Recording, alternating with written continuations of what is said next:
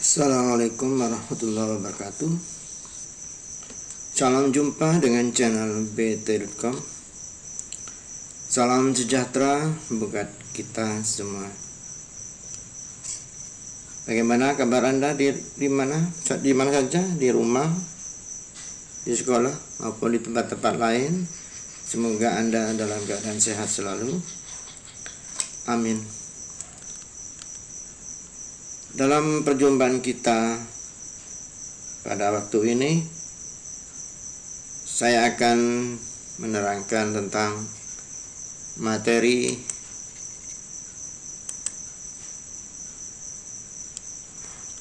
kebalikan teorema Pythagoras.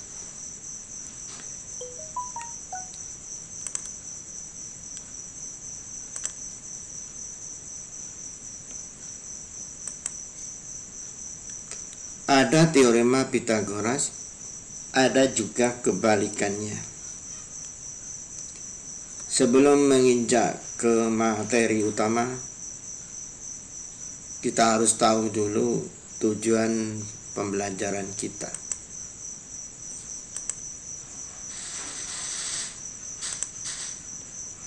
Yang pertama adalah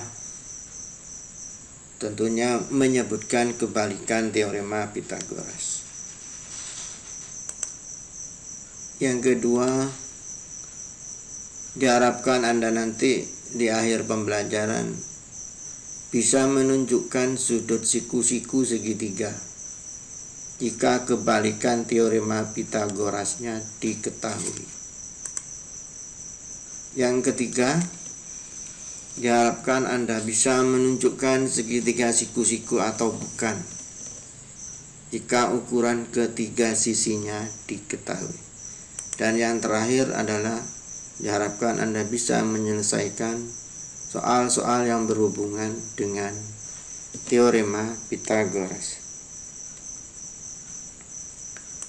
Baik, kita lanjut ke materi. Teorema Pythagoras berbunyi, dalam segitiga siku-siku berlaku kuadrat sisi terpanjang sama dengan jumlah kuadrat sisi yang lain.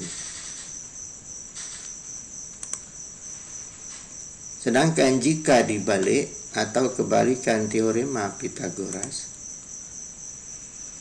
jika dalam sebuah segitiga terjadi kuadrat sisi terpanjang sama dengan jumlah kuadrat sisi yang lain, maka segitiga tersebut adalah segitiga siku-siku. Baik, kita perhatikan contoh ini.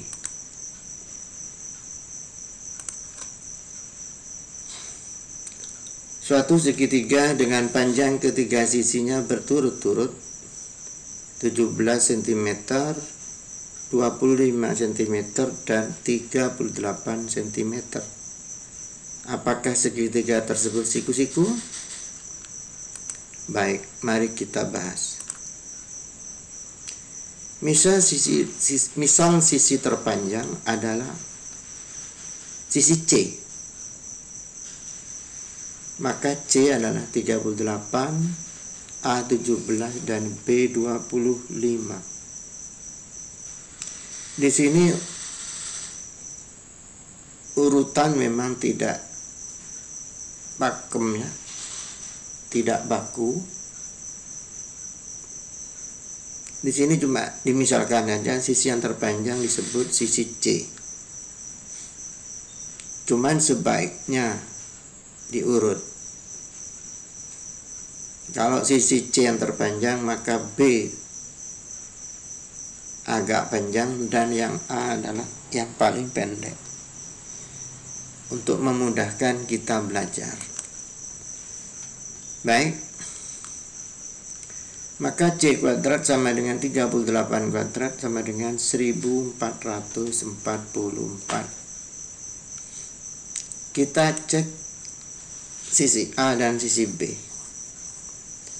A kuadrat ditambah B kuadrat sama dengan 17 kuadrat ditambah 25 kuadrat.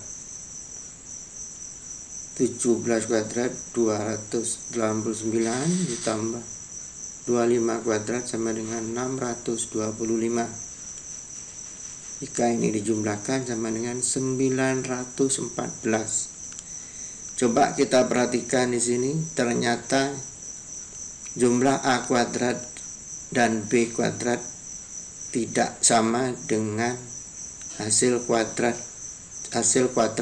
C atau C kuadrat.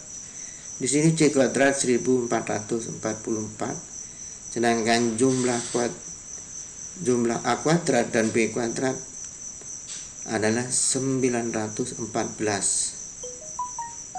Maka di sini C kuadrat tidak sama dengan A kuadrat ditambah B kuadrat, atau 38 kuadrat tidak sama dengan 17 kuadrat ditambah 25 kuadrat. Maka disimpulkan segitiga tersebut bukan segitiga siku-siku.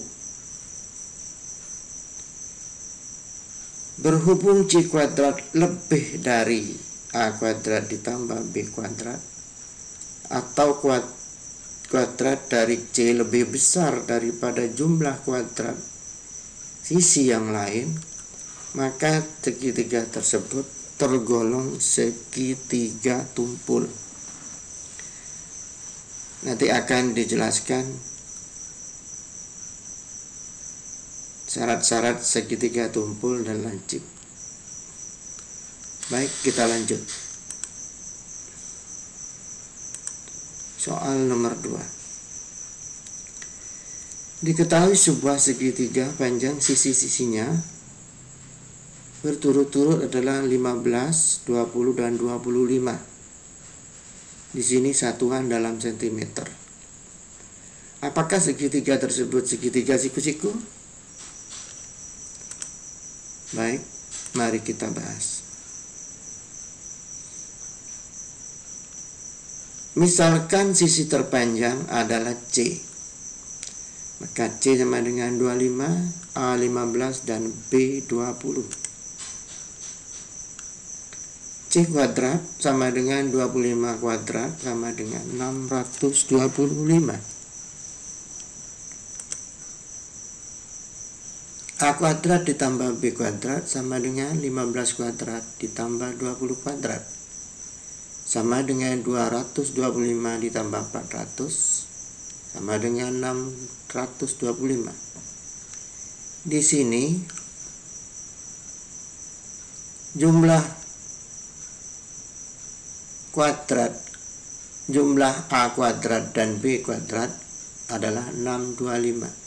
Ternyata sama dengan C kuadrat atau kuadrat sisi terpanjang. Maka karena C kuadrat sama dengan A kuadrat ditambah B kuadrat, maka segitiga tersebut adalah segitiga siku-siku. Tentu kita bertanya siku-siku di titik apa? Pedomannya justru pada sisi terpanjang. Karena sisi terpanjangnya adalah C, maka siku-sikunya adalah juga di titik C. Di sini penggunaan hurufnya tidak boleh memakai huruf besar, harus huruf kecil.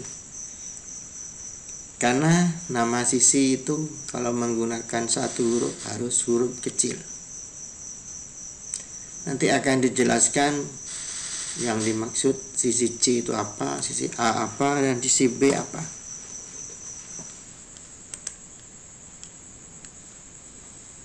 Nah, inilah visualisasinya atau gambarnya.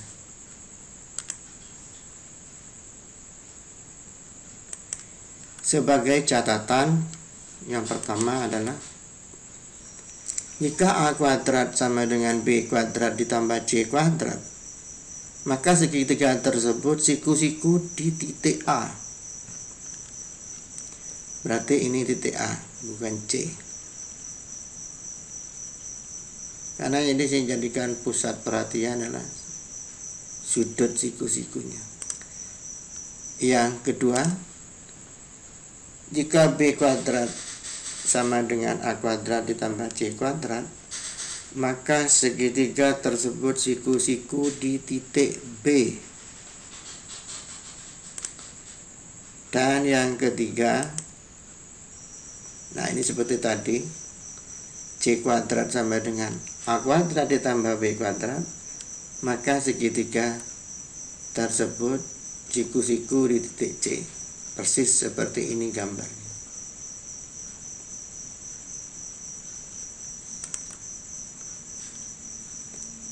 Misal titik C, misal C adalah sisi terpanjang,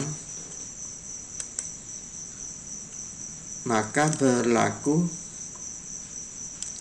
jika C kuadrat lebih dari A kuadrat ditambah B kuadrat, maka segitiganya segitiga tumpul. Jadi mau tumpul atau tidak tergantung di sini. Apa di sini lebih dari atau kurang dari.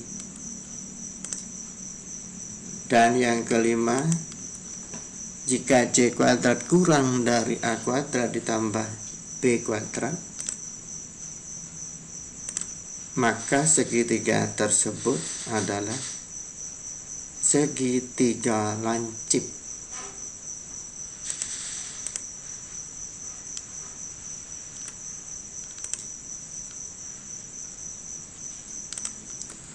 Dan yang keenam, apa yang dimaksud sisi A, apa yang dimaksud sisi B, dan apa yang dimaksud sisi C. Tapi di sini hanya berlaku pada segitiga, tidak berlaku pada bangun yang lain. Sisi A adalah sisi yang tepat berada di depan sudut A. Nah ini, sisi yang tepat berada di depan sudut A.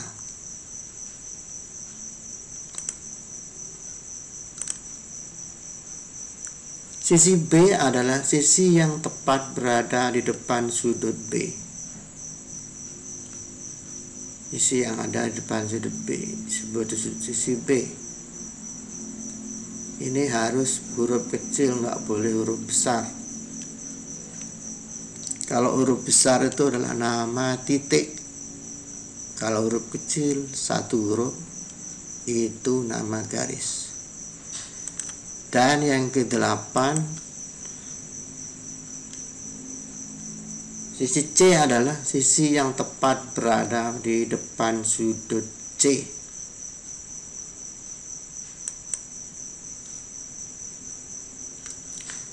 Kalau pada segitiga, perhatikan di sini, ini adalah sisi AB.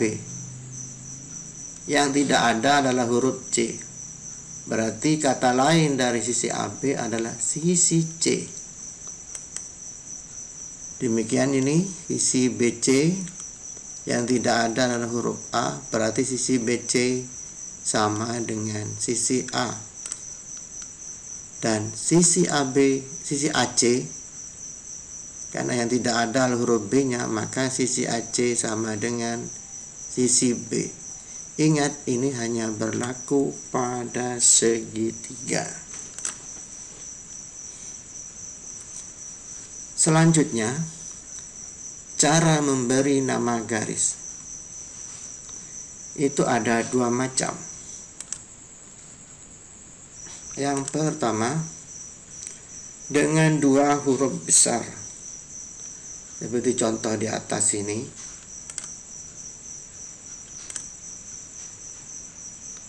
Sisi AB, sisi AC, dan sisi BC. Jadi dua-duanya harus huruf besar. Kalau pada gambar, A dan B ini harus ada di ujung garis. Ini AC juga sama, harus ada di ujung garis. Cara yang kedua adalah dengan satu huruf, yaitu huruf kecil. Contoh, sisi A, sisi B, dan sisi C.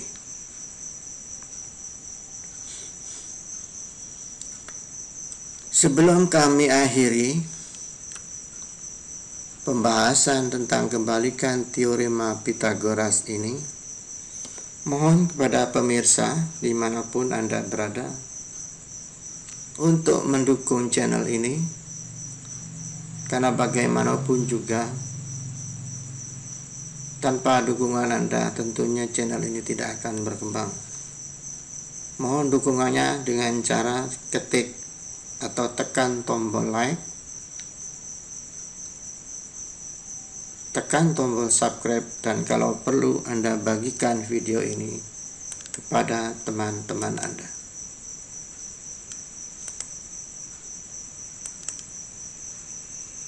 Terima kasih Anda telah menonton video ini, dan saya akhiri. Wassalamualaikum warahmatullahi wabarakatuh.